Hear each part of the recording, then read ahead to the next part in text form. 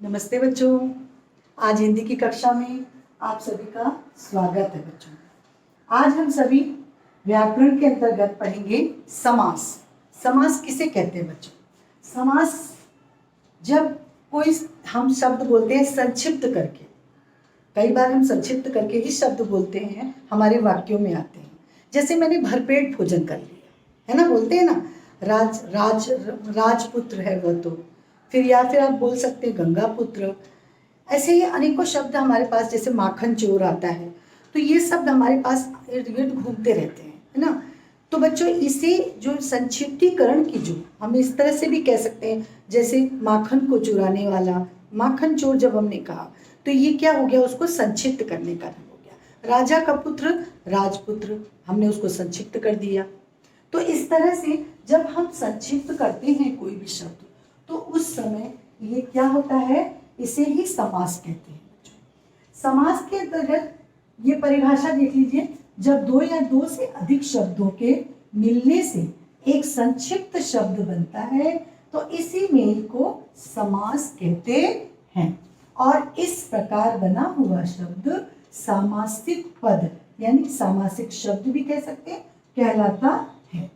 तो बताया मैंने आपको कि राजपुत्र, माखन चोर, इसी प्रकार अनेकों शब्द, गंगा पुत्र, आप इसी तरह से अनेकों शब्द जो हैं आप बना सकते हैं, देखते हैं हमेशा बना हुआ। तो बच्चों जब ये शब्द हमारे सामने इर्द गिर्द घूमते रहते हैं, उस समय हमको इनको विग्रह यानी इनको तोड़ना। जैसे अब मैंने बताया आपको राजपुत्र, जब हमने उसको तोड़ा तो राजा का पुत्र बनाया ना, तो ऐसे ही इसको ही समास विग्रह कहते हैं, यानी उसको तोड़ने की जो प्रक्रिया है वो समास विग्रह के अंतर्गत आती है। और संक्षिप्त जब करना है तो वो क्या आएगा, उसको ही समास कहते हैं। दो, मैंने बताया जब दो या दो से अधिक शब्द के मिलने से जब एक संक्षिप्त शब्द बन जाता है तो उसे ही क्या कहते हैं, वही जो मेल होता है उसे ही समास कहा जाता है। तो बच्चों अब हम देखते हैं कि समास विग्रह जब करते हैं तो किस तरह से आगे के शब्द मैं आपको बताऊंगी कि कैसे समास विग्रह होता है। सामासिक शब्दों, इसकी परिभाषा देख लीजिए, सामासिक शब्दों या पदों को अलग अलग करके उसका विग्रह करने को भी समास विग्रह कहते हैं। इतना आप लोगों को समझ में आया बच्चों, समास विग्रह कहते हैं। उसके बाद बच्चों मैं आपको बताती हूँ कि समास विग्रह जो हम करते हैं बच्चों, वह जब करते हैं तो उस समय हमें बहुत ध्यान रखना पड़ता है कि जो संक्षिप्त किया गया है वह किस तरह से संक्षिप्तीकरण हुआ है और उसको किस तरह से हमने विग्रह किया, यानी उसको तोड़ा गया है। तो बच्चों इस तरह से हम देखते हैं कि इसके दो पद होते हैं समास को। समास जो ये है सामासिक, इसे समस्त पद भी कहा जाता है बच्चों। तो इसे हम इसमें दो पद होते हैं। क्या होते हैं? दो होते हैं। जैसे एक पूर्व पद और एक उत्तर पद, यानी एक प्रधान पद होता है और दूसरा जो है वो उत्तर पद यानी बाद का पद होता है। तो दो पद पाए जाते हैं, पूर्व पद और ये उत्तर पद यानी बाद वाला पद जिसको बोलते हैं। तो इस तरह से बच्चों जो ये हम दो शब्दों में इनका मेल होता है, ये दो पूर्व पद और उत्तर पद होते हैं, ऐसा इसमें समास में पाया जाता है। और समास बच्चों जो होता है वो 6 भेद होते हैं समास के। कितने होते हैं? 6 प्रकार होते हैं। तो 6 प्रकार कौन कौन से होते हैं बच्चों, मैं आपको बताती हूँ। एक अव्ययी भाव समास होता है, एक तत्पुरुष समास होता है, एक कर्मधारय समास होता है, द्विगु समास होता है, द्वंद्व समास होता है और फिर अंतिम होता है बहुव्रीहि समास। तो इस तरह से 6 समास के 6 भेद हैं और वो आपको मैं अच्छी तरह से एक एक भेद बताऊंगी अच्छे से कैसे है और क्या है।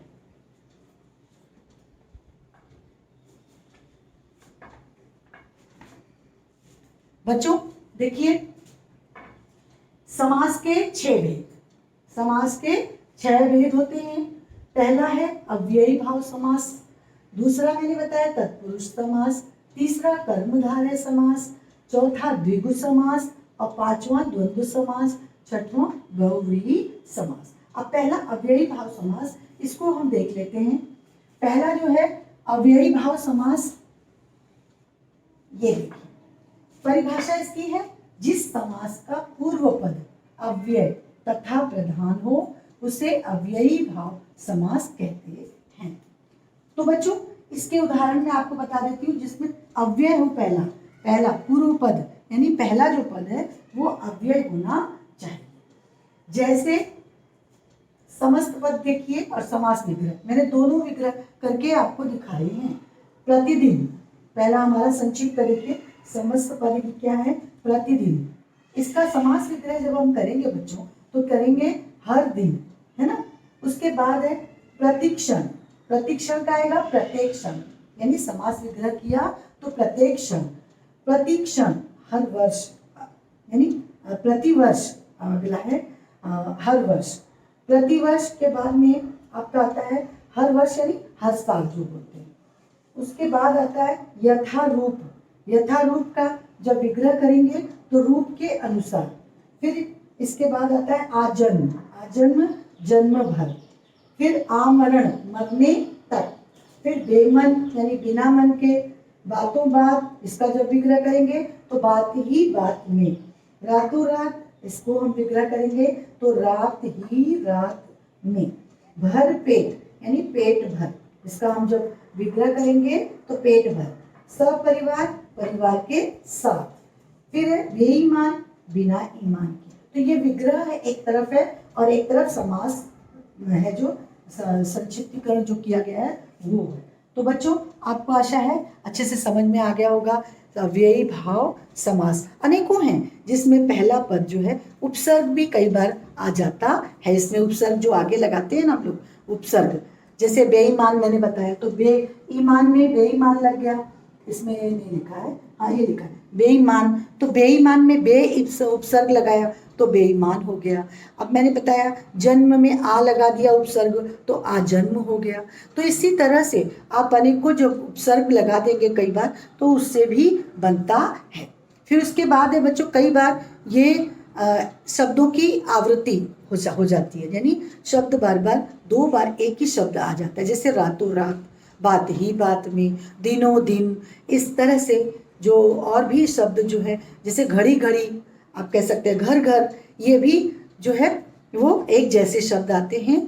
जब ये तो संक्षिप्तीकरण में जब ये आते हैं तो ये भी समास कहलाते हैं। जैसे शिक्षा घर घर पहुंचानी है कि नहीं, तो घर घर क्या हो गया, ये समास हो गया। समास कौन सा समास हो गया, अव्ययी भाव समास, यानी एक घर से दूसरे घर तक पहुंचानी है। तो इसी तरह से और भी अनेकों प्रकार के शब्द हैं, तो वो आप देखिए अच्छे से, जो वीडियो का लिंक है उसे भी अच्छे से देखिए, आपको बहुत सारे लिंक मिलेंगे। तो आज का आपका ये अव्ययी भाव समास यहीं खत्म होता है। धन्यवाद।